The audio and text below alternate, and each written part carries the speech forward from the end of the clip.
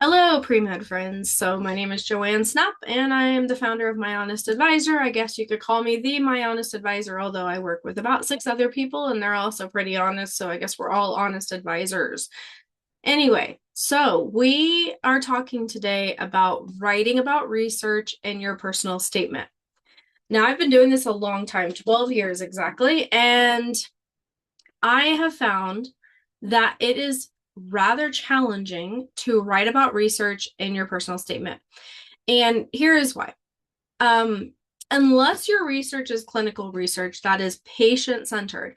So that's the beautiful thing about clinical research that I love. If you are working directly with patients in clinical research, then by all means, we're going to have lots of stories that we can tell about patient experiences.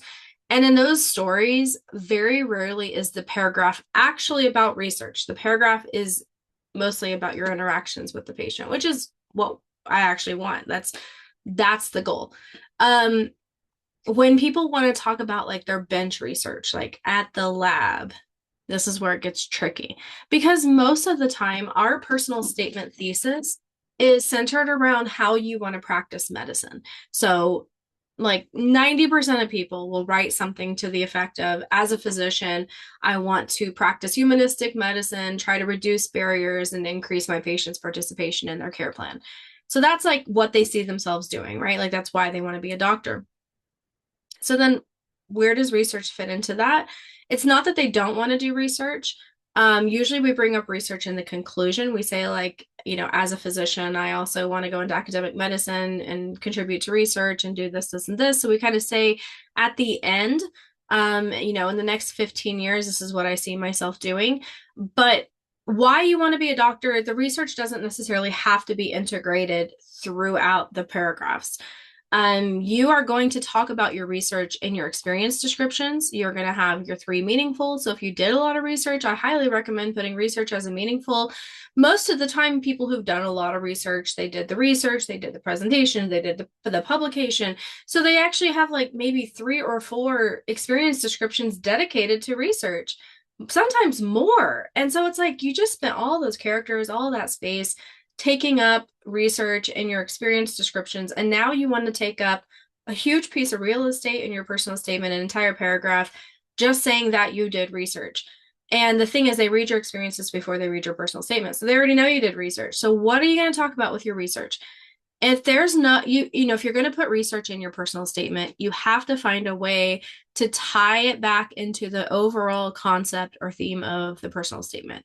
You cannot just say, I want to practice humanistic medicine, tell me a story about a really good patient interaction, and then, oh yeah, by the way, I did this research.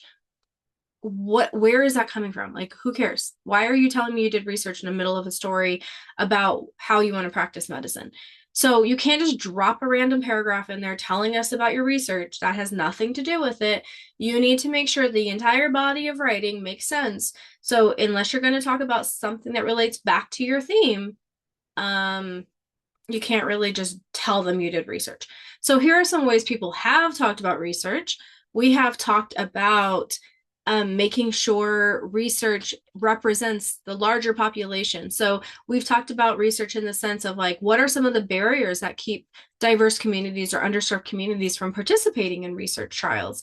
And that's an issue of equity because when people don't have access to innovative treatments, or when they just simply, aren't contributing to the data, we have two different problems there, right? We're going to see health disparities when people don't have access to innovative treatment through translational research.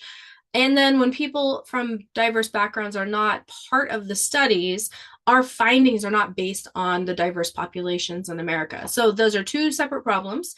You could talk about either one, but that could be something you talk about in regards to research. That's how you can make research fit in.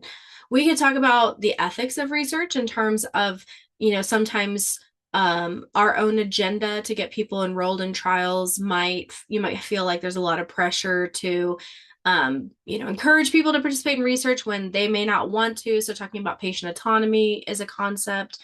I've seen research, people who do interviews for research talking about how as they interview people, they realize that although they're collecting data, people are not data, people are not numbers, people have stories and histories and feelings. And so that goes back to humanism in medicine. So if you wanted to talk about that, like that makes total sense to fit into a concept of like treating people like humans and not like data or figures or anything. But when we're talking about like straight up like cutting out mice brains or, running assays or whatever you do at the bench, I don't know. I've read a lot of them. It's really hard to force that into a theme. And I've tried and it's just like it's just hard. Like there's nothing there.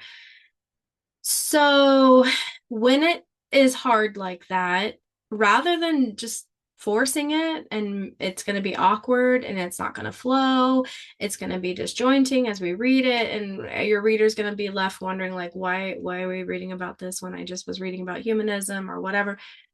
It's best just not to do it. Just leave it out. They already know about your research and your experience descriptions. You don't have to go through a whole paragraph of research just because you mention you want to do research in your conclusion. You can say you want to do research in your conclusion without including it in your body of your paragraph, in your personal statement. It's been done many times, I promise.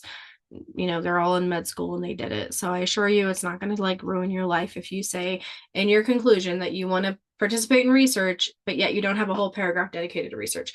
The people reading are also pretty smart. They understand the limitation you have in terms of space, characters. You're not going to say every single thing you've done in your personal statement. All they need to understand is who you are as a person and how who you are as a person influences, the way you want to practice medicine. So they need a snapshot into your brain, your perspective, the insight you have. Um, and so sometimes it's not worth it to sacrifice the characters in your personal statement for something that they have actually already read in your experience descriptions. So that's my 2 cents. If it's really that hard to write about research in your personal statement, don't do it. Don't force yourself to do it. You don't have to. It doesn't make any difference. Talk about things that are meaningful to you in the sense of like the impact that you had on somebody or the impact that somebody had on you, how you grew, how that perspective that you gained from that experience is valuable in medicine. And that's why you want to be a doctor, is because you want to do those things. Okay, I hope that helps.